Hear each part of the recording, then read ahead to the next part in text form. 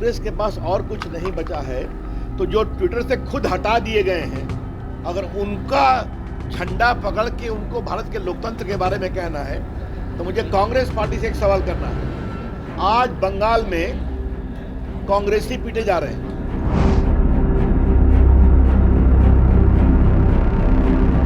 बंगाल में भाजपा के लोग तो पीटे ही जा रहे हैं।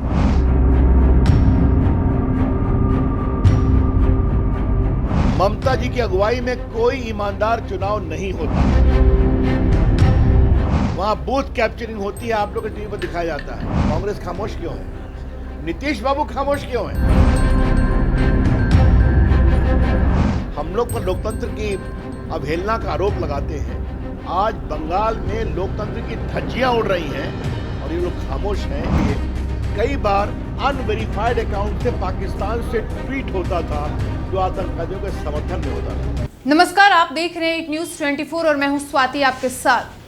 ट्विटर के संस्थापक जैक डॉर्सी ने लगाए भारत सरकार पर गंभीर आरोप। हालांकि भारत सरकार ने लगाए गए सभी आरोपों का किया सिरे से खारिज, तो वहीं विपक्ष इन आरोपों को लेकर हुई बीजेपी पर हमलावर।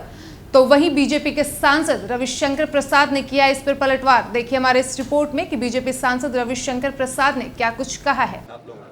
अब कांग्रेस के पास और कुछ नहीं बचा है तो जो ट्विटर से खुद हटा दिए गए हैं, अगर उनका झंडा पकड़ के उनको भारत के लोकतंत्र के बारे में कहना है तो मुझे कांग्रेस पार्टी से एक सवाल करना है।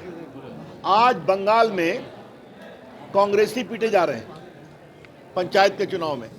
आज बंगाल में भाजपा के लोग तो पीटे ही जा रहे हैं।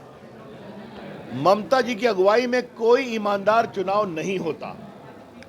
वहां बूथ कैप्चरिंग होती है, आप लोग के टीवी पर दिखाया जाता है।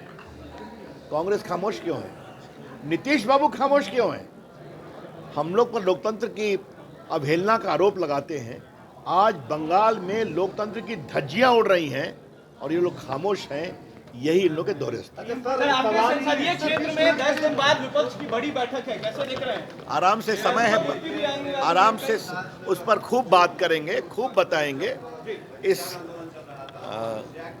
आपकी जानकारी के लिए, मिलने से जुलने से कोई भारत का ना भविष्य तय होगा ना स्थायित्व होगा। कौन है प्रधानमंत्री बताया जाएगा। भाई दिन में सपने देखने पर कहाँ आपत्ति है?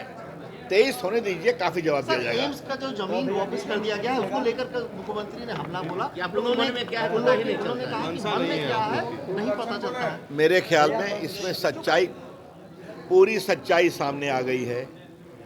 पहले उन्होंने जमीन एम्स में नहीं दिया, पहले का आईसीयू को अपग्रेड करिए, बाद में एम्स के कैंपस में जमीन थी वो नहीं दिया, और अब जो जमीन दी गई है तो भारत सरकार की टेक्निकल टीम ने बताया है वो बहुत गहरी है।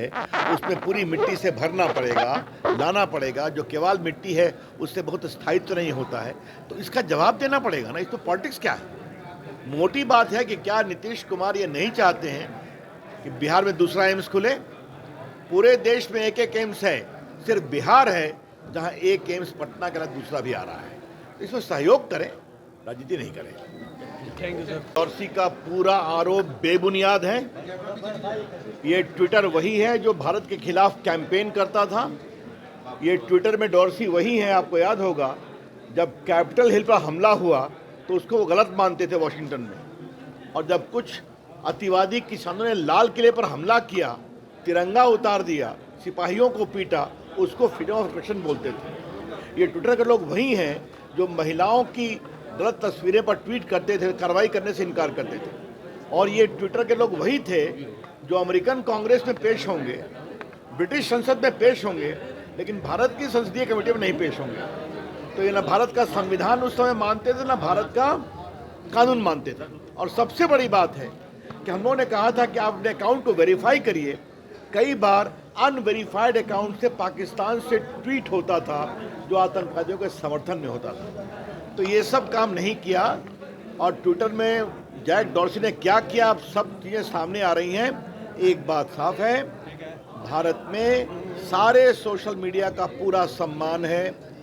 भारत एक लोकतंत्र है, लेकिन भारत का संविधान, भारत का कानून मानना पड़ेगा। आप आईटी मिनिस्टर थे, क्या वाकई धमकी दी गई थी, ऐसी कोई बात? मैंने पहले कहा गलत है, बिल्कुल साफ साफ कहा गया था। मैं आपसे एक बात मैं फिर कहूं, अगर लाल किले पर तिरंगा का अपमान किया गया जो सच्चाई है, तो उसके बारे में अगर आपत्ति की गई, इसे आप मत आगे बढ़ाइए तो गलत क्या है? उन्होंने कहा ये फ्रीडम ऑफ एक्सप्रेशन है, बाद में माने हम लोग की बात। अगर महिलाओं के साथ अत्याचार हो रहा था, उनको ट्विटर पर उनकी आपत्तिजनक सामग्री परोसी जा रही थी, उस पर उनकी सुनवाई नहीं हो रही थी, तो उन्होंने कहा आपको सुनवाई करना पड़ेगा, नियम बनाया, उसको फॉलो नहीं किया उन्होंने, बाद में किया। ये सच्चाई है।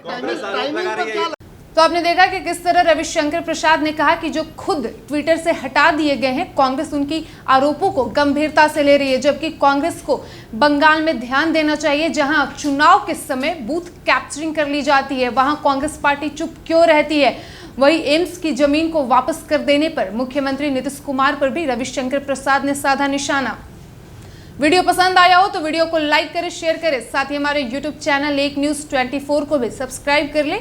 और यदि आप हमें फेसबुक पर देख पा रहे हैं तो हमारे फेसबुक पेज को भी फॉलो करें और ऐसे ही तमाम खबरों के लिए बने रहिए हमारे साथ। धन्यवाद।